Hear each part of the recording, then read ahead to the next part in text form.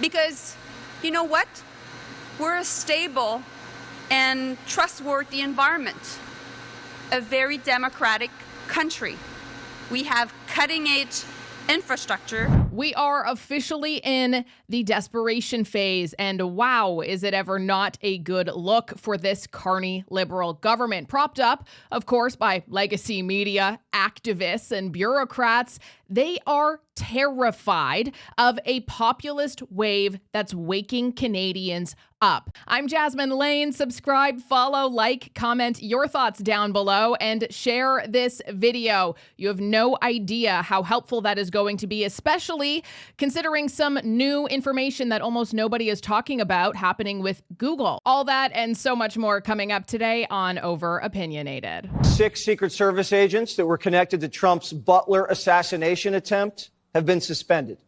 This comes just days shy of the shooting's anniversary. The identities of the agents suspended are unknown, but sources say their roles range from supervisory positions to line-level agents. Doesn't it make you feel sad to know that that would probably not happen in Canada? Yeah. Anyway, the suspension ranges from 10 to 42 days with a loss of salary and benefits during the absence, according to the agency's deputy director, Matt Quinn. And whenever it is that they return, if they do, the suspended personnel are going to have reduced operational roles because the shooting obviously exposed some pretty darn serious security failures, which may or may not have been intentional, complete incompetence, planned, who knows? And every single journalist in the country wants to have more information about the negotiations, and my answer is always the same. We will let the Prime Minister do the negotiation, supported, of course, by our negotiator-in-chief back in Washington, Kirsten Holman, and we will not negotiate in public. One thing we do know, though, is that Melanie Jolie has declared Ottawa will fight against it, period, in response to U.S. President Trump imposing or threatening to impose a 50% tariff on copper imports taking effect August 1st. It's under national security pretext. Canada hasn't seen a formal executive order yet, as far as I know from the time that I'm recording this, but it is monitoring the situation very closely. Joly also emphasized that Canadian livelihoods are on the line and vowed full government resistance, which has obviously just been going swimmingly for them thus far. I don't know about you, but I am so tired of hearing, like, it's just so repetitive with nothing to show for it. It'd be different, like, if you say something a lot, but okay, great, in a month, you actually have something more to give, you have a deal in the works, you have something good, that's a different story, but it has been months of nothing. And this is coming from the government, who ran an entire election campaign on, I'm the Trump guy, I'm the crisis guy. Yeah, I've dealt with people like Trump before. No, you haven't. I mean, you have in business dealings, but in terms of dealing with negotiations in a tariff crisis, as you put it, yeah, Mark Carney never done that. Absolutely no experience with that as far as his track record, job history goes. What he has done is negotiated deals in boardroom meetings with people who already agree with you and gotten them to vote to pass something that you all already agreed with. I just it'd be really cool if the mainstream media could have highlighted what his jobs actually consisted of, because it was not this at all. But there is a lot to take away from this situation. You know, number one, I think it's quite clear the fact that Donald Trump is wanting to put a 50% tariff on copper towards Canada, who in 2023 was where I found data from. Canada imported, 52%, of copper imports came from Canada. So that seems odd that you would want to do that if negotiation, trade talks, whatever, were going well. Kind of sounds like they aren't, if that's the case. And so I think he is going to come down with a hammer. He is going to come down with some tariffs, and they're going to hurt. And again, for those Canadians who say we're going to stand up to them and we're going to take them on, this is nonsense on stilts, to use Jeremy Bentham's famous phrase. We are a 2.2 trillion economy, and they are a 30 trillion. They are the largest economy on planet Earth, bar none. Much bigger than China, most dynamic country in the world. So we don't, and Trevor Thomas done excellent research showing in an asymmetric relationship, big country, the little country gets squashed. Pierre Trudeau taught us that 50 years ago. You know, the mouse and the elephant, we're the mouse, They're the 5-ton elephant. But honestly, most shockingly, most importantly here is the fact that Mark Carney has been diplomatically silent. Yeah, well, he's on vacation. Got it. That if we're able to find the agreement, that there will be an inclination in Canada to roll over and go back to sleep, to say, boy, this isn't as bad as he was threatening back in April or in March. We need to treat this as a wake-up call, that we can never again allow ourselves as Canadians to become so reliant on the goodwill of any one country that we're put in this position again. So what we need to do is to have a strategy that runs over the course literally of decades of rebalancing our relationships to increase our sovereignty as a nation, to increase our resilience if attacks are made on us in the future, and to increase our prosperity as Canadians. We need to wean ourselves away from this over-reliance on the United States. But it's going to be very important for us to recognize there is no silver bullet. There is no quick fix. Throughout my lifetime, the single most important relationship we'll have, either for defense or for trade, will be with the United States.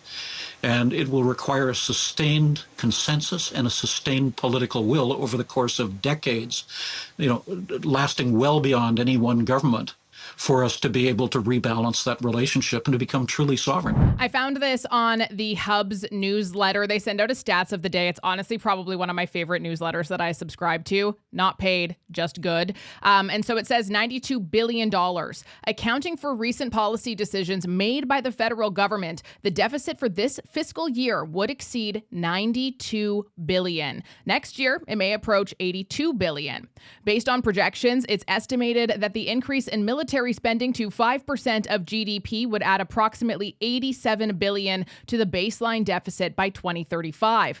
Combined with a revenue hit from tax cuts and higher debt services costs, this turns a baseline $25 billion deficit into one exceeding $160 billion by 2035. But don't you worry, because Mark Carney, he has a plan. Here it is. I have a simple rule: spend less, invest more. Let's say you buy a home. The down payment and the mortgage cost a lot up front, but your home builds value over time. That's an investment. Now, you still have other bills like heat and electricity. You need them, but they don't make you better off in the long run. Those are operational expenses. I will balance our operational budget in 3 years. We'll spend what we need to with the money we already have. And we'll do things that encourage the big investments that create jobs and grow our economy, like building millions of homes, making Canada a clean energy superpower, and creating new trade routes so we're not dependent on the United States. Spend less, invest more. Yeah, unfortunately, just the truth doesn't really add up with, what he's saying there at all, because a lot of those things contradict each other. They've introduced one of the most radical policies yet: a full ban on the sale of gas-powered vehicles by 2035. According to the Liberal Party's website, the government's, and I quote, set a mandatory target that all new light-duty cars and passenger truck sales be zero emissions by 2035, end quote. Is this statement correct? No, Minister. We do have in place a regulation that sets consistently increasing targets for EV sales going to 100%. Let me be clear. This isn't a goal. It's a mandate. For millions of Canadians, a vehicle isn't a luxury. It's a lifeline. Try telling a farmer they can trade their truck for an electric car. Try telling a working parent they can use an EV without a charging station in sight. This isn't an environment policy. It's a fantasy that punishes the very people who build this country. A regulatory impact analysis conducted by the Environment Minister's own department said this ban would kill consumer choice, drive up vehicle prices, increase repair costs, damage roads, and jack up your electricity bill. I worked on that regulation directly, spoke with industry, and understand the impacts in the RIAS as well. The minister's very own department advised this would cost consumers at least $54 billion. Meanwhile, even the auto industry is pulling back. Honda, Ford, General Motors, they're all cutting EV production because of low demand. So why are the Liberals forcing Canadians to buy something they don't want, can't afford, and often can't even use? When Henry Ford introduced the automobile, He said it should be so affordable that any worker could own one and enjoy the freedom to drive across God's great open spaces. But now, the Liberals want to take that freedom away. They want government to control what vehicle you can buy.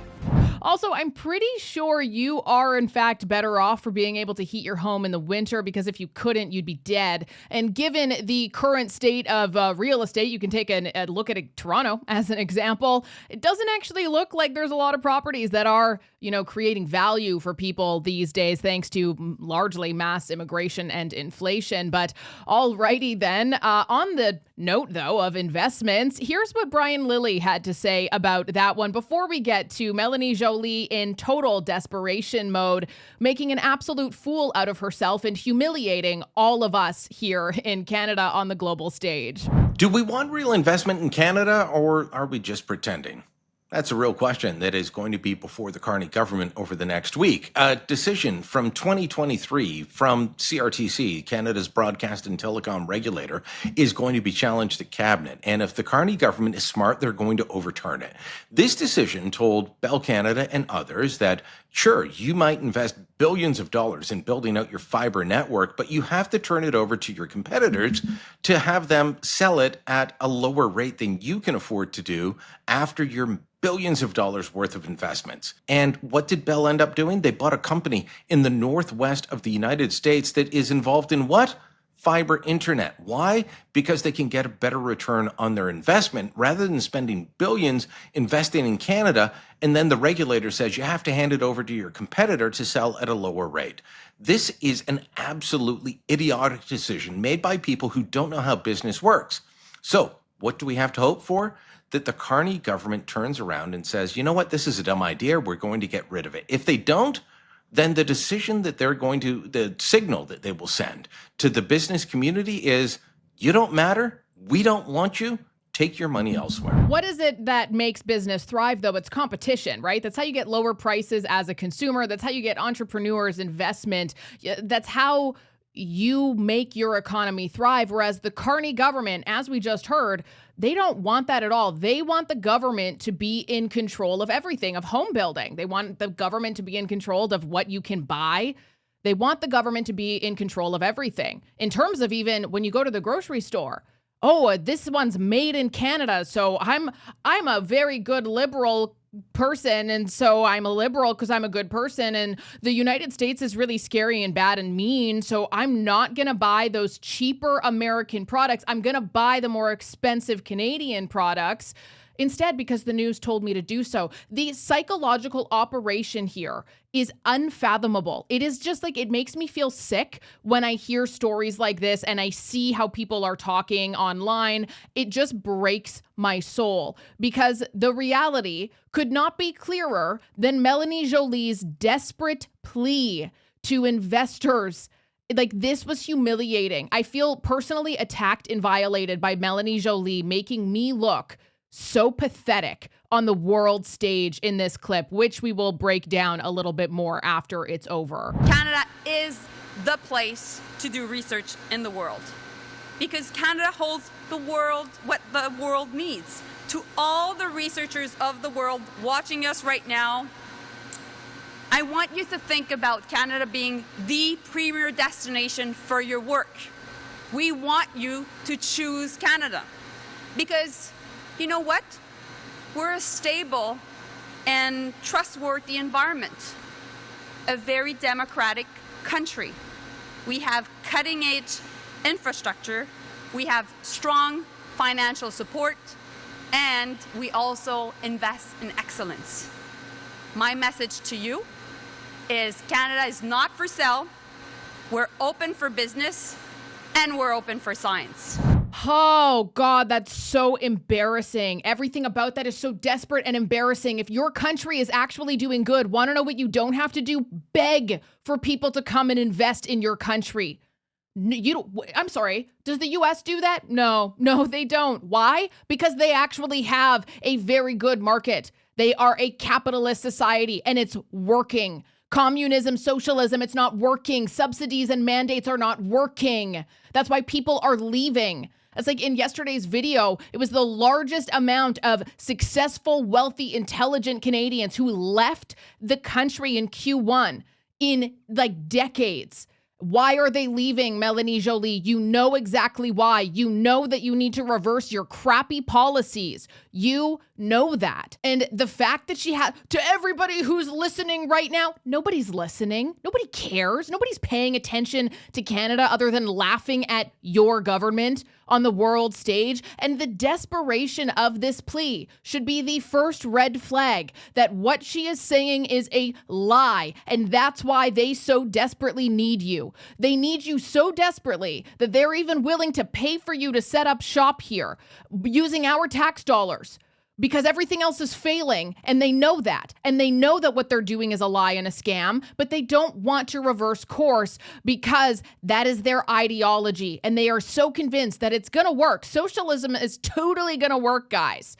Yeah, we just need to bring more people into our overtaxed system.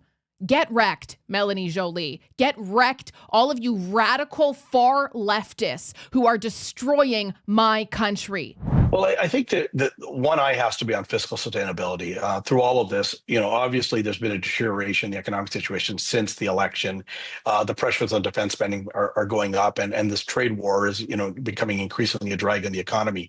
So, this is going to be something that, I think this government's going to have to watch. And I don't think this exercise can be a one-shot deal. I think the government's really going to have to get a handle on how it spends, what's performing, where the priorities are, and making sure that, we're in a position as a country to kind of grow our way out of this. This is not a one-shot deal in terms of the challenges we're having with the United States and the global economy. And certainly can't be a fiscal exercise that we wait another 30 years to undertake. I think it's really important that, the federal government kind of get its house in order, and that helps the federal government keep its powder dry for the next crisis. Chris Nelson published a piece in the Calgary Herald, which reads, "Only after Prime Minister Carney admits we're broke can rebuilding Canada begin." And that is the position that we're currently in, by the way, because no more fairy tales. We're actually broke. Debt-fueled promises can no longer mask reality. Transparency isn't optional, even though they're still pretending like it is. It is actually the only way to rebuild trust and the economy. And rebuilding begins with the truth. In this article, Nelson also warns that Canada as a country has been living off of cheap debt and political spin with actually no real investment or return in any of that, which is absolutely true. If you take a look at where Canada is sitting, how much it has fallen in every category on a global scale. It's really, really bad. And we need to stop just villainizing, vilifying, insulting, calling people traitors because they're telling you the truth. We need to accept that truth because that is the only way that we can get ourselves out of this. And the only real path to recovery of our country is brutal honesty about the economy. And let me tell you for certain, you would not have Melanie Jolie, and that's not the first time she's done it either, begging for people to come to Canada, to trust Canada, lying about our situation to try to entice them to, if we actually were doing okay. If we were totally fine, you would not have that. Because similar to mandates, like EV mandates, you don't have to force people to get something if it's actually good. And when the media instead covers for them, rather than holding them to account, like they do every dissenting voice that exists, who on earth holds the government accountable? Who? And that brings us to this, because while Carney and his crew are scrambling to spin this fiscal and financial collapse into some sort of clean green transition, alrighty then, Google just rolled out something that is being widely underreported that could silence critics before they ever even get the opportunity to have their voice heard. So they're doing this thing, it's called an AI overview. And it is absolutely, if Bill C11 and C18 weren't already bad enough with manipulating algorithms, AI overview has recently launched, but they are going to be implementing AI mode, which is actually really bad for us, I think, in general, because if you are somebody who cares about truth and researching independent media, democracy even, the tools of this AI will essentially summarize the internet for you so that you don't actually have to click on a single article ever again. And sure, that can sound really convenient in some situations, but it's actually killing internet traffic by about 70%, especially for news outlets. Now, the CBC is going to be just fine, right? Because Google agreed to pay the Canadian government $100 billion. Yeah, okay, great.